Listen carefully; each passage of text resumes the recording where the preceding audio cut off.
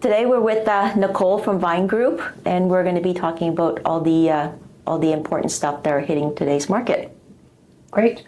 Now, Nicole, I know that on everybody's mind today is mortgage renewals. Yes. Everybody's concerned about what that number is going to look like for them.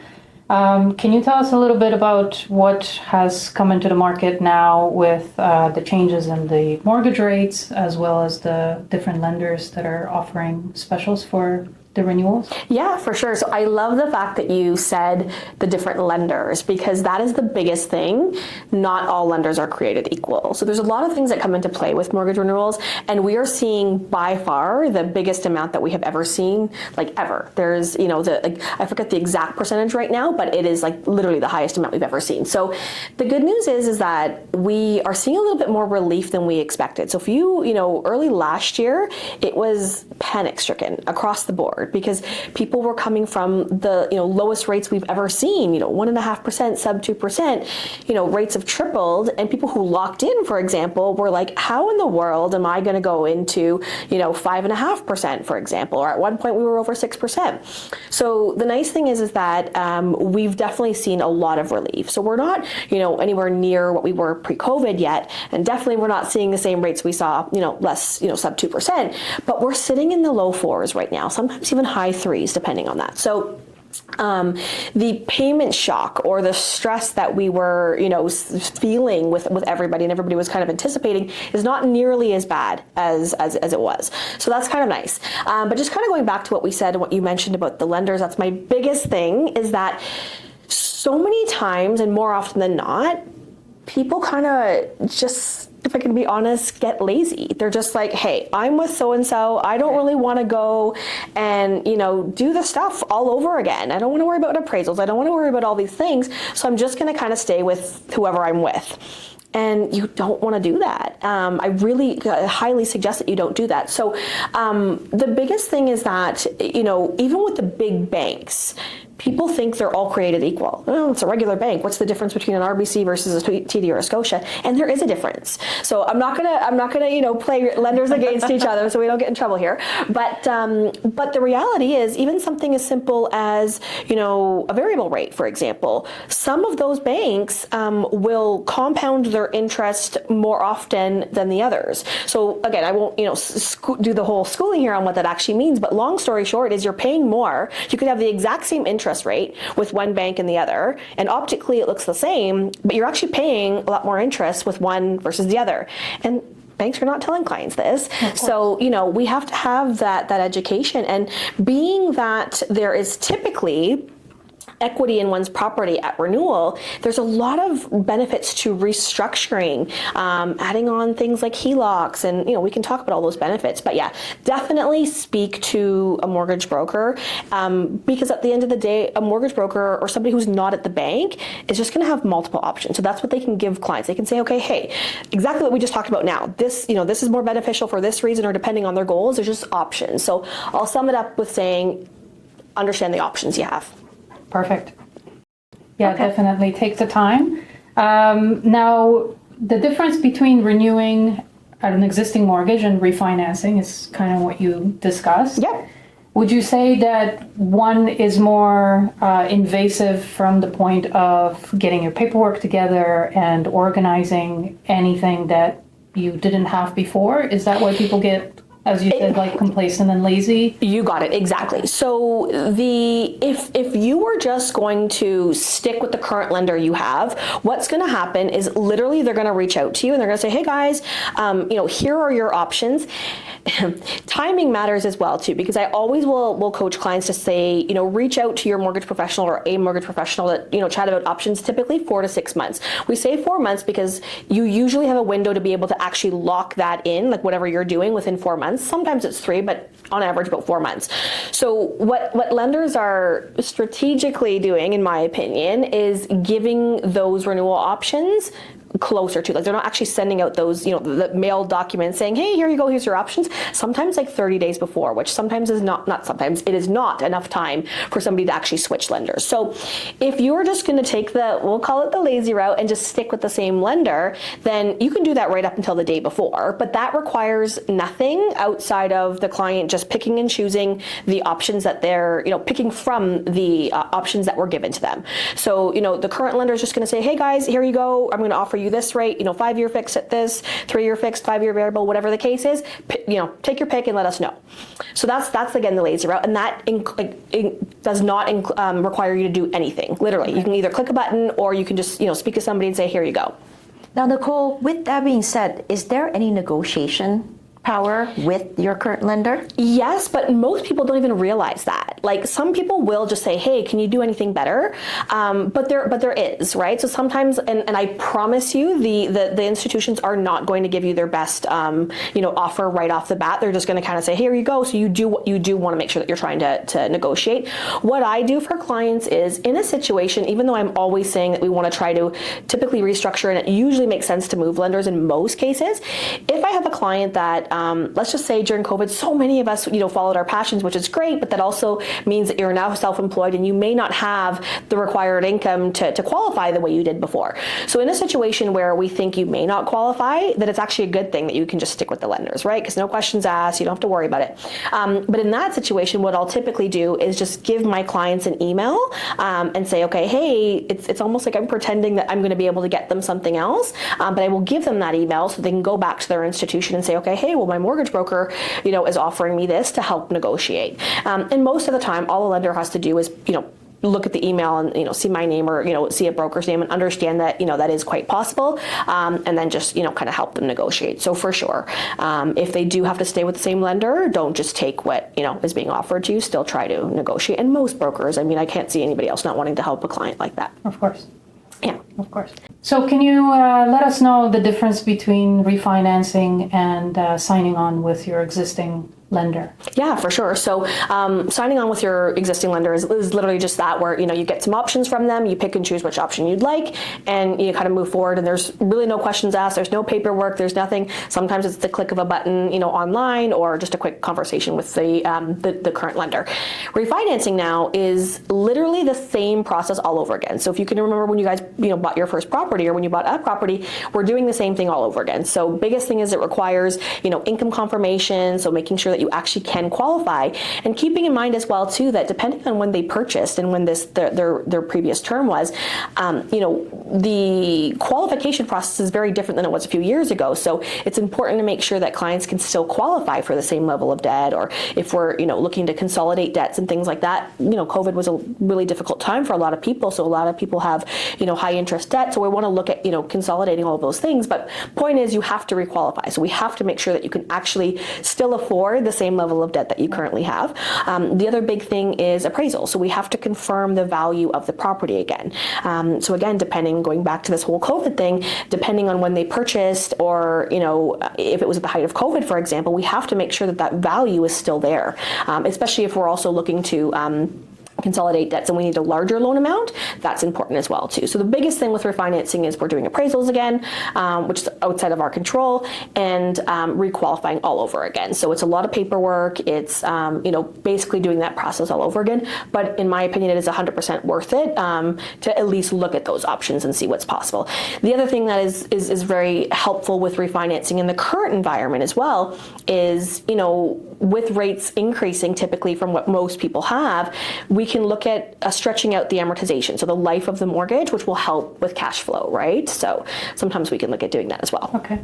Now, if you're a first-time home buyer, of course, you don't currently have an existing property to leverage. Would you say that it's a good time to cash in on those RSPs or any kind of investments in order to get into the market and lower that debt ratio? 100%. So it's one of the things that kind of drives me a little crazy right now is that there's so much, hype out there or in the media, all this doom and gloom and negativity in the media that talks about the fact that it's the worst time to buy, there's no opportunities. I actually don't believe that at all. I think there are a lot of opportunities out there right now. And in that, it is a great time for first-time home buyers. There were a lot of new rules that came into play, at the end of last year that are helpful for them. And, those first-time home buying incentives like the RRSP withdrawal can be very helpful, because what that allows you to do is whatever funds you have accumulated over the last, several years, and most people, by the time they're purchasing, they usually have had, a decent amount of years in terms of contributing, or a lot of them anyway. So that first-time home buyer plan allows you to withdraw up to $60,000 to use towards a first home. And that is per person as well. So if there is a couple that's doing that and they both have funds available, they can use, technically up to $120,000. And that's up from, basically almost double than what it was a few years ago. So the nice thing with that is that, again, there is, you can take that out, but at the same time too, there's a plan in place to start contributing back to that in a few years as well too. So you still kind of, get the double benefit, but 100%. So as a first-time home buyer, you can use the first-time home buyer plan, which is the RRSPs. You can use the first-time home savings account, and there's a land transfer tax rebate as well. Yeah, I'm glad you mentioned that, because yes, you're right. There is a lot of noise in the market right now, and a lot of gloom and doom and negativity. But what we always focus on, especially with first-time buyer, is the monthly budget, right? 100%. As long as you're within that budget, yes, you should buy, because equity means everything, right? Especially in the future, because we never know what's going to happen. First of all, living through a pandemic, but even for retirement, right? What are we going to do at the end of the day? So yeah, I always like to focus on the budget, right?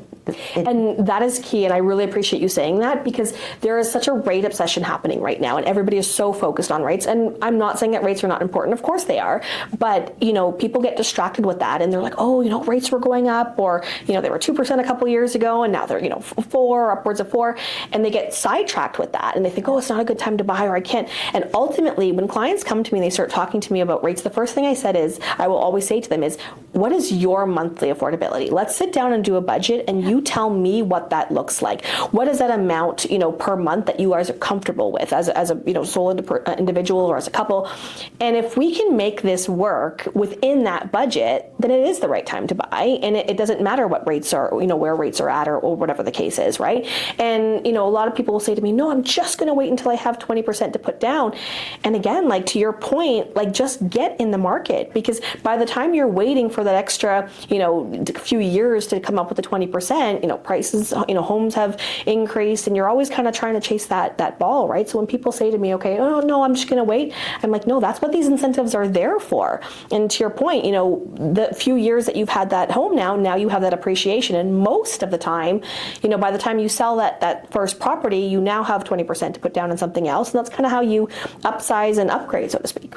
Oh, for sure. Yeah. We usually discuss with first-time home buyers basically taking that walk. It's a marathon. It's not a sprint. Start somewhere. Get into the market. So true. Get into something that you can actually afford. Yes. To your point, and basically just take it slow. Move to another place when you upgrade, and continue to do so until you find that dream home that you can settle in for. And that's what most people do, right? But they get so caught up in the fact that, no, I want the detached home with the white picket fence and everything. But even my own personal journey, I didn't buy my first property until I was just early into my 30s, and in a period of I think it was just over 7 years, I went from a tiny condo that's 500 square feet to, a townhouse, to detached, and all simply because I put down the minimum down payment. And the minimum down payment, or the RRSP contribution back then was it was $25,000 was the max that you could take out, right? So, you're using all these things, but it turns into, again, like you said, that, upgrade. And that was literally just by using everything I had available to me and putting down the minimum down, but getting in the market.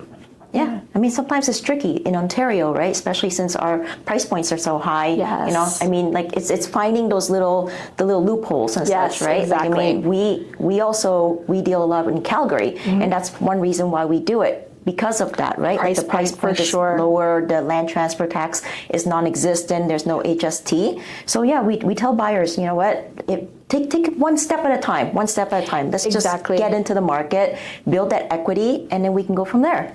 And I love that you said that as well too, and you're talking about other places, because we see that a lot more now. Like for me, I do stuff all over Canada, and in the last few years, especially during COVID, because there's been so much more flexibility with remote work and things like that, a lot more people have the ability to just kind of pick up and go right now. Go to Calgary, go wherever it is. And again, if there's a price point that is way more affordable over there, then why not look at that? There's advantages to that for sure. Yeah, so we hear about different kind of lenders, and most people don't quite understand what those mean. Everybody's kind of, I want to go to the bank, I want to Yes. sign the paperwork. But there are great advantages of going other routes, and going straight to the bank isn't always the best option for everyone. Yeah, for sure. Can you kind of walk us through what A lenders, B lenders, and sometimes even C lenders Yes, exactly. can mean for a buyer? And that's exactly what it is. So we typically refer to them as A, B, and C. And ultimately what that is and what it equates to is A lenders are exactly like you said, kind of the big banks. But there's also a misconception because there are other non-big bank lenders that are still considered A lenders. And I guess the confusing part for most people is just haven't heard of them. So we refer to them typically as monoline lenders. Monoline just meaning one line of business. So they're not a big Schedule I bank that does credit cards, bank accounts, and all this kind of stuff. They just focus on mortgages. And a lot of times they can even have more favorable interest rates and things like that because they don't have the overhead, the brick and mortar, physical location. And so they can be very favorable. So there's a lot of A lenders, again, outside of the big banks that people don't really realize that are there. But those are traditional lenders where, we have to be very, sort of strict or the most strict when it comes to qualifying. So for a self-employed individual, for example, we are looking at, in order to qualify with those lenders, we are looking at what you net, so what you actually take home for self-employed individual, for example. So, high level example, let's just say a self-employed individual makes $100,000 and they actually do take home $100,000, but on their taxes, they're writing off $50,000 worth of expenses and they're only netting $50,000 on that tax return. Well, that's what we're going to use. We're going to use the $50,000 that, you're technically netting. So, very different qualification, a little bit more strict. Then we have alternative lenders, which we refer to as B lenders. Misconception with this is that people think like, oh, those are, you only go to those lenders if you can't get a mortgage, and it's almost like there's like a negative connotation associated to them. And that couldn't be further from the truth. Like there are so many of my self-employed clients that go to these B lenders, perfect credit, A+ quality borrowers. But people like ourselves who are self-employed, and going back to the same example, we make more money. We don't want to pay all of that money to CRA. So the alternative lenders are more of a common sense approach, right? They'll kind of look at things and say, okay, hey, let me see your bank statements. Let me look at the last year of bank statements. How much money do you actually make that we can show in terms of provable income? And they will use that income. So so much more flexibility, and again, that kind of common sense approach. And sure, the B lenders can also be used for more challenged applications with things like bruised credit and maybe a bankruptcy or things like that. But they are still for that A caliber or A+ caliber borrower as well.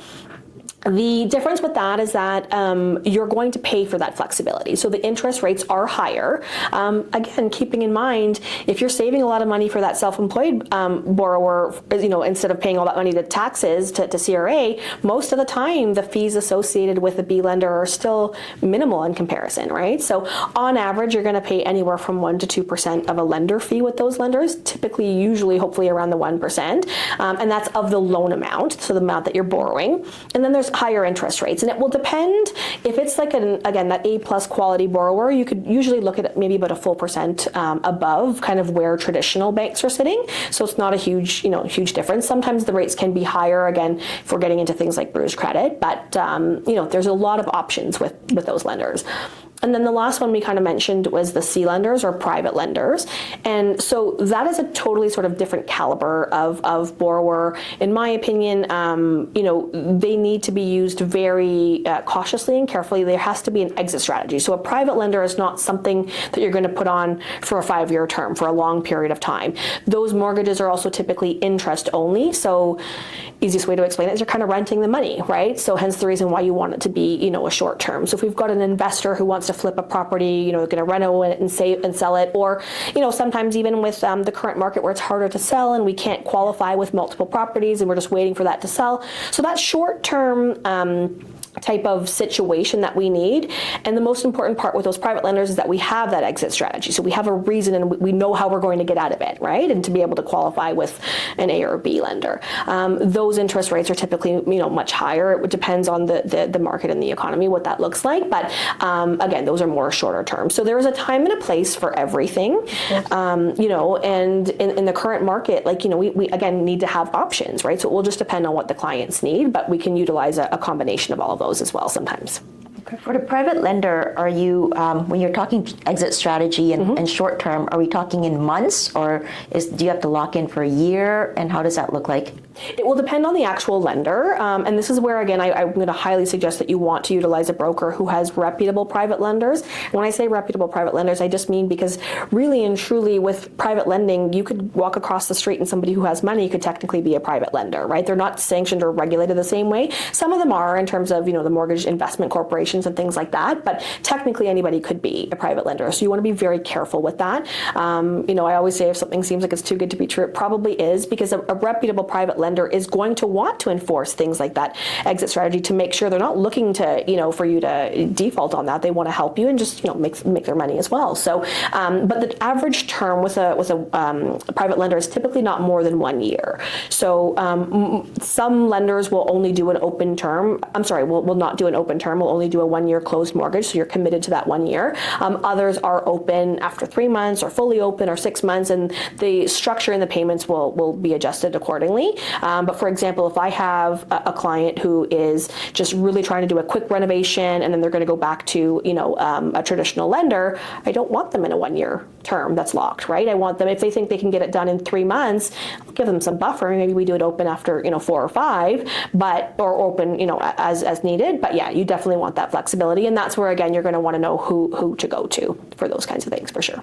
And of course, I think that goes without saying, you have access to all of the of course. B and C lenders. Yes, definitely. I can help with anything needed. And again, I will always be honest and say, okay, hey, no, this doesn't make sense. I have clients that ask me all the time, we're in a tricky situation with, a regular purchase, and they're like, well, can't you just get me a private lender? I'm like, I could, I'm not going to, because it doesn't make sense unless we have a plan in place that's going to help you. Otherwise, there's sometimes those are the horror stories that you hear about, right? Because it was put in, somebody put somebody in something that didn't make sense for them.